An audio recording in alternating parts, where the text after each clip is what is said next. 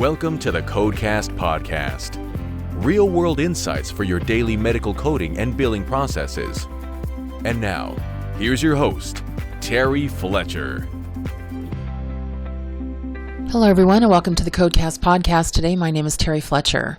So today is the 195th episode of the Codecast podcast. We are at 251,000 downloads and listeners, and we really appreciate you. And just keep going strong. We've been at it now almost 4 years, since November 2017, and it doesn't look like we're going to stop anytime soon. So hopefully you still appreciate the information. Please rate us and give us a review on iTunes. We really appreciate that. They are checking, or whatever platform that you listen to. So again, we really appreciate everyone who listens to the Codecast podcast every Tuesday. And I've actually coined the phrase hashtag Terry Tuesday. So again, my name is Terry Fletcher, and today I wanted to talk to you about phone etiquette in a physician's practice. Now, I know this sounds like we're going back to basics, but I've had an interesting week between calling practices and being hung up on when I'm on hold, or being put on hold for a delayed amount of time, or dealing with front desk staff that quite honestly should not be answering the phone.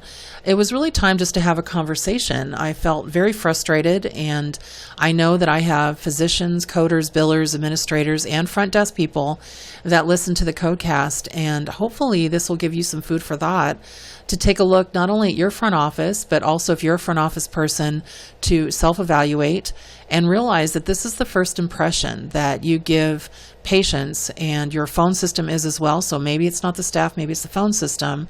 But if you haven't evaluated that part of your practice in a while, it's time to really do that today.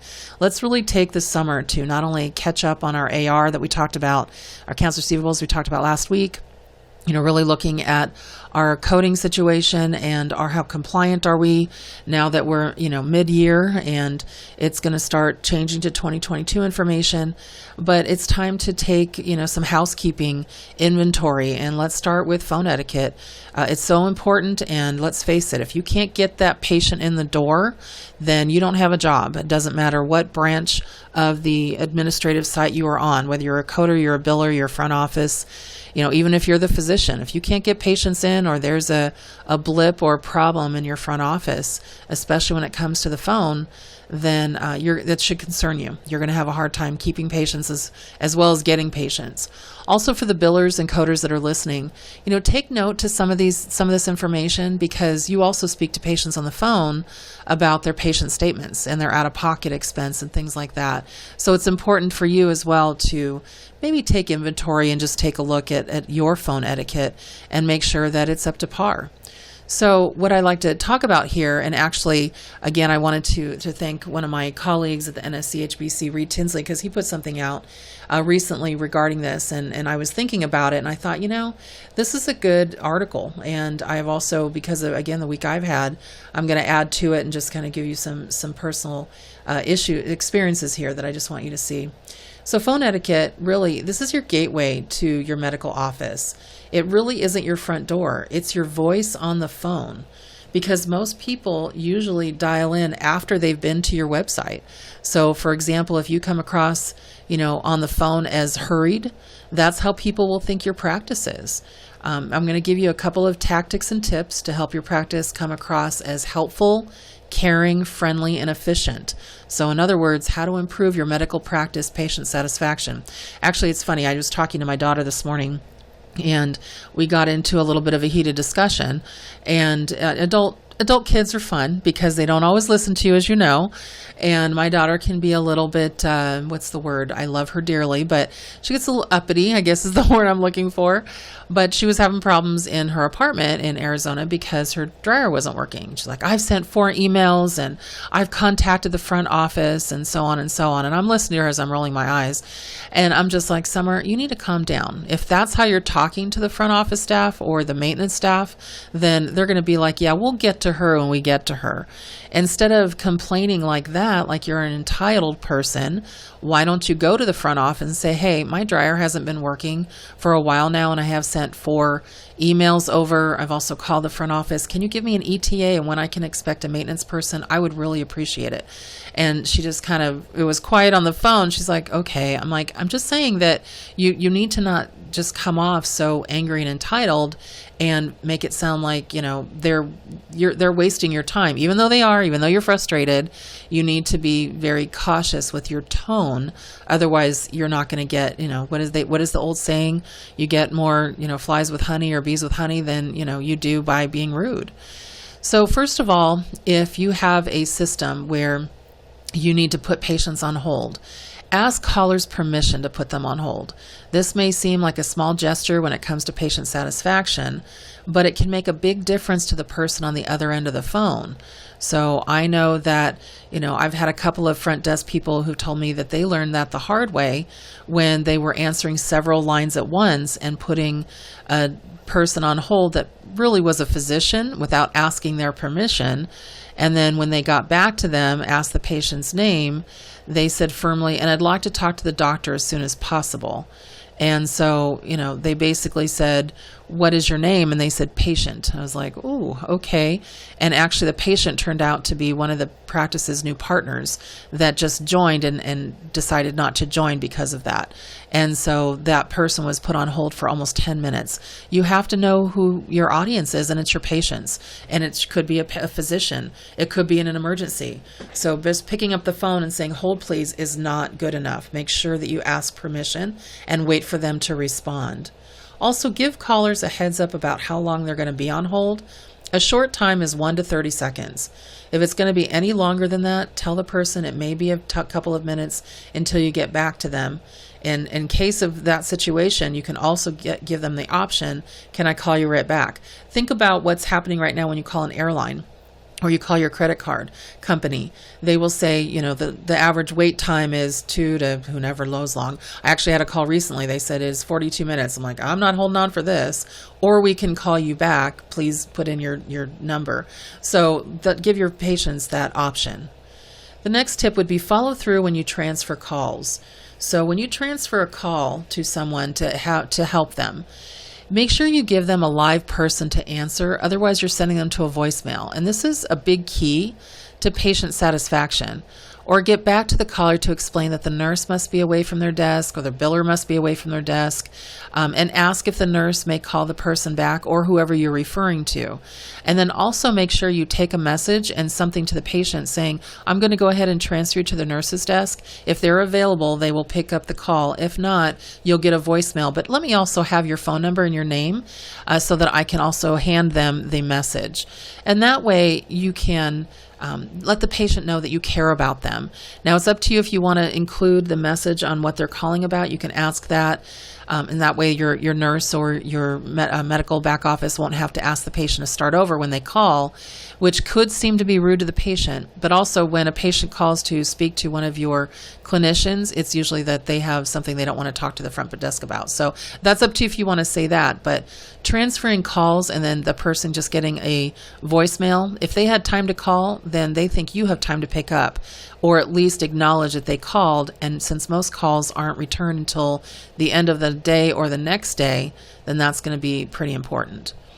Do ask, when was the last time you were in? So do not ask, have you been here before? Asking that, oh my gosh, it's like walking into a place where you've been in 100 times and them not knowing you. So asking, when was the last time you were in, lets you determine if the patient was new without offending existing patients. So a patient who's been coming to you for 15 years won't feel appreciated if you ask her if they've been in before. Think about it as, that old TV show, for those of you that watched it way back in the 80s, called Cheers, where everyone knows your name. I know recently when I was up in Napa and also some of the local restaurants here, they're like, oh my gosh, Terry, you're back now that the pandemic has opened up everything. And it's so nice to get that acknowledgement. But I have to tell you, there was a couple of places when I walked in, and okay, now I know where my daughter gets it. And they're like, your reservation's under Jessica Fletcher. I'm like, no. And by the way, I'm a member and I buy $1,000 of wine from you a year. So you need to know who I am.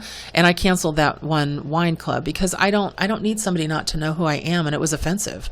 So not in a celebrity way, but just in do you care who your customers are? And that's what you're trying to do. You're trying to make them feel comfortable and at least acknowledge the fact that you might recognize their voice over the phone. So that's just acknowledgement. And then speaking of acknowledgement, acknowledge that you're listening as the person talks. Oh my gosh, if there's anything my husband and I get in an argument about, it's acknowledgement. So you can say, yes, I understand, or I see. You don't want to say to the patient, something, are you there? As one receptionist has said when she first started answering the phones, and that's just wrong. You have to acknowledge them and make sure that you are listening to what they're saying, giving them a chance to talk. Don't overtalk a patient. It's like going to a Starbucks, let's say, or going to a drive-through fast food place, and and they're saying, hi, can I help you? And you start and you say, yes, I'd like a number one with, and then you're like, okay, do you want fries with that? Okay, well, if you would have let me finish, you would have known if I wanted fries with that. So something similar, you want to let the person talk and just let them finish. It's okay to have a little bit of silence while they finish. There might be a language barrier, and they're trying to, in their mind, translate the English to maybe Spanish and get it out, or Spanish to English, I should say, and get it out to you so it sounds right. So just be very cognitive of that so that you know that you're not over talking a patient and they feel like you're listening to them. One of the biggest things is never use slang on the phone. You want to screw up patient satisfaction for your medical practice? Use word like yep, or yup, or huh, yeah, oh my gosh, or tuh. Yeah, this is, not good. You want to say yes. You want to say no. Use complete sentences. Take your time. It sounds unprofessional, and it can be disrespectful to some callers. And I'm going to keep throwing my daughter under the bus here. One of the things that Summer does all the time, and I actually now ignore her when she does it, is that if she, for some reason, can't hear what I'm saying, she'll go, huh? And I just walk away. And luckily we're in different states now because I don't have to shake her. I'm just like, knock it off. You need to say, I didn't hear you, or pardon me, or Mama, I need you to repeat what you just said. And I'm not one, in my opinion, to speak softly. My husband seemed to think I do. But I feel like I have a pretty, not booming voice, but you can hear me. But it's still rude just to say, or something like that. So make sure that you're using good grammar. I don't want to say just good English if you are a dual language practice. So just good grammar and make sure you're understanding complete sentences and that you are really having good, basically diction so that people can understand what you're saying. Now, also when you go to hang up the phone, this is something that's going to be really hard because I know many of you are seeing multiple patients and taking multiple phone calls and have people on hold, etc. But hang up the phone gently, or first, actually let the patient hang up first. One of the things that I've been seeing in a lot of the patient satisfaction surveys, especially with Aetna's been crazy about this lately, is that they have been saying that the patient said that the front office staff is angry because they hang up the phone too hard or they're slamming the phone down. Well, try to let the patient hang up first, because one of the things that happens is that they forget to say something. And so they'll be like, oh, wait, and then you hung up. And now they feel like they've got to go through your, communication system again and all of that. So that's really tough sometimes if a patient has to deal with that. Next is something I've noticed about the phone automated system. So automated systems should not be more than one layer deep and should not offer more than 4 options. Otherwise, this can annoy your callers, annoy your patients. And by the time the person figures out what to do, they may forget why they're calling. So if you have a patient that's complained about that, please don't roll your eyes and just blow it off. Let your office manager know if patients seem to be having trouble with the automated phone menu or voicemail system and have them go through it, and go through it as a patient, not as somebody who knows how it works. And that can go a long way into updating or upgrading that. And sometimes you forget, oh wow, we had a pandemic message on there, and now that we've opened our practice, we really need to update that as well. And then communicate with a smile. About 2 years ago, I did a podcast here, And I said, put a small mirror, just a little small compact mirror under your front office, by your front office phone. And when you pick up the phone, look into it and smile when you talk. When you smile, your entire demeanor and tone changes, and it can travel through the phone. You'd be really surprised if you put it there and you see yourself grimacing, or you're mad at somebody that, you left your house this morning and somebody didn't do something you needed, or you had bad traffic. It'll extend to the patient if you're picking up the phone and doing that. And then consider this. Answer the phone if possible after 3 rings. That doesn't seem like much time on your hands, but in the end, but it can seem like a long time to a patient who's sick or anxious to make an appointment. So the office has to have enough support to answer phones. The practice pulls staff from the back to answer phones, sometimes in the early mornings when phones are busy. And so make sure that it doesn't really go beyond that, but really try to look at your phone situation, because even though we are very automated now, patients need to talk to people. And now that a lot of you have also adopted a lot of telehealth practices, you should know that it's not perfect. And this is where you really should look at some improvements, some etiquette, and make sure that it extends to patient satisfaction. Okay, so let me look at my coding question today. And this was an interesting one, I thought. I kind of lacked it, actually. So somebody said, Terry, we have a controversy in our office. We are trying to get under Category 1 of the ENM 2021 data points. We're trying to get a point for ordering a lab test. But we charge a lab handling fee. Is that charging for a lab under the data points for ENM, or can we still charge for ordering the lab? Actually, this is a great question, and I submitted it into AMA, and that is not charging for a lab. Now, I knew the answer, I just wanted to have it in writing. So that is just an administrative fee that not everybody pays for, just so you know, that $9,999.00. But just be aware that that is not charging for the lab itself. That has interpretive value. So if you're doing a chem panel or something like that, then that's something that if you're charging full for that, it's not a point of care like a quick strep, but it's actually a full, chem panel, then you would not charge for that or account for that data point. So this is a great question. They said, well, we're not actually charging for the lab fee itself, but we're charging for the handling of it. And so, no, that does not count as charging for a lab, so you would get the data point. Our coding question today is brought to you by Do, the nation's #1 retirement app, Forbes' top-rated finance blog, do.co, that is due.com. We love money. So my personal tidbit this week, now you might find this interesting or not, but I was getting tired of always getting these automatic charges to either a credit card I have or my PayPal account. And I'm started thinking, do I really use all of these, subscriptions that I have? I know a lot of us picked up a lot of things during the lockdowns and pandemic and all that and sequestrations. And is it worth the money? Well, I figured out, no, it is not. I actually use my Amazon TV more than anything in my office and in my home office. And so I don't use Hulu, which is $11.99 a month. So I got rid of it. That's $145 a year. Netflix, I don't use it. You guys might. So if it's something you use, you could keep it. But that's $13.99 a month. That's $167 a year. I was paying a $4.99 a month, a Patreon fee for something I don't even use anymore. And that's $60 a year, $59.88. Discovery Plus, they told us we had to get it to see certain shows. No, you don't. It's to see certain reruns. I got it and I just got rid of it, $60 a year. The CBS app, that's $9.99 a month. And so all of these are monthly services between $11.99, $13.99, $4.99 times 2, and $9.99. I just saved myself $600 a year by just getting rid of those. And if I need to watch TV, I have DirecTV. I'm a sports fan, so I do pay for that. But these subscriptions, I don't know who they're helping, but if you don't need it, get rid of it.